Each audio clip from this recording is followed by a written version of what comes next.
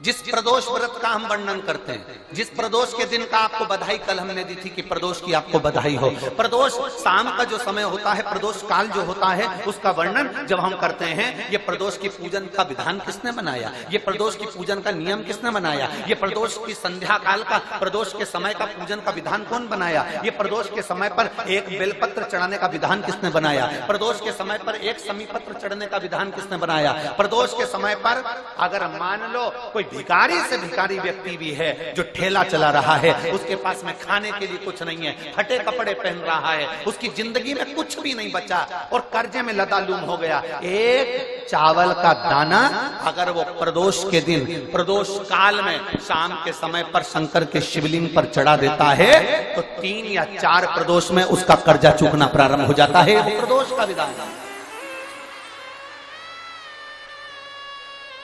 इतना ये प्रदोष का वर्णन करा किसने, इतना प्रदोष की महत्वता बताई किसने, कौन करे इतना वर्णन? अगर प्रदोष की महत्वता बताने वाला कोई है, इसीलिए मेरे शंकर भगवान माता सती को लेकर कुंभज ऋषि के यहाँ, अगस्त ऋषि के यहाँ कथा सुनने के लिए गए थे, क्योंकि उनके बराबर कोई शंकर के महत्व को बता नहीं सकता और प्रदोष के महत्व को नहीं बता सकता। सती मैया को प्रदोष का महत्व बताने के लिए शंकर सती जी को लेकर कुंभज बाबा के यहाँ गए थे, अगस्त ऋषि के, कि प्रदोष के महत्व को तो जानो सती, तुम प्रदोष के महत्व को तो सती जानो, तुम प्रदोष के महत्व को तो सती पहचानो कि प्रदोष का महत्व क्या होता है, प्रदोष काल का महत्व क्या होता है, प्रदोष के समय का महत्व क्या होता है।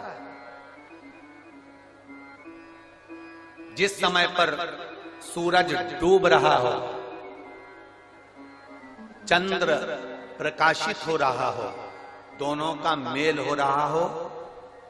ना तो पूरा सूरज डूबा है, न पूरा चंद्र आया है, ना पूरा अंधेरा है, ना पूरा उजाला है, उस समय को प्रदोष काल कहा गया, उस समय को प्रदोष का समय कहा,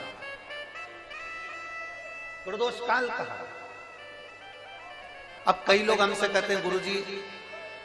आप हमको प्रदोष का समय बताया करो कि प्रदोष काल किसको कहते हैं, प्रदोष का समय किसको कहते हैं। अब एक बात हम आप सबसे कहना चाहते हैं, जितने लोग आस्था चैनल पर सुन रहे हैं, जितने फेसबुक यूट्यूब पर सुन रहे हैं और जितने रेवाड़ी की इस पवित्र धरा पर कथा को सुन रहे हैं, आप सबसे एक बात कहना चाहेंगे,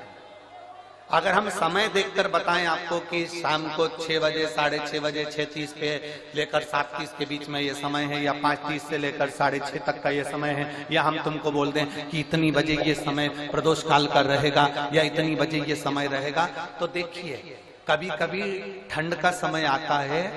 तो दिन जल्दी ढल जाता है, कभी कभी गर्मी का समय रहता है तो दिन बहुत लेट ढलता है। इसलिए समय की गणना से मत चलो, आप तो ये अंदाजा लगाकर रखो कि दिन ढल रहा हो, अंधेरा होना शुरू हो रहा, सूरज डूब रहा हो, चंद्र प्रकाशित हो रहा हो, अंधेरा अपना काम कर रहा है, सूरज ढलता जा रहा है, दिन कम होते चले जा रहा है और अंधेरा थोड़ा बढ़ते चले जा रहा है, इन दोनों का जो मिलन का समय हो,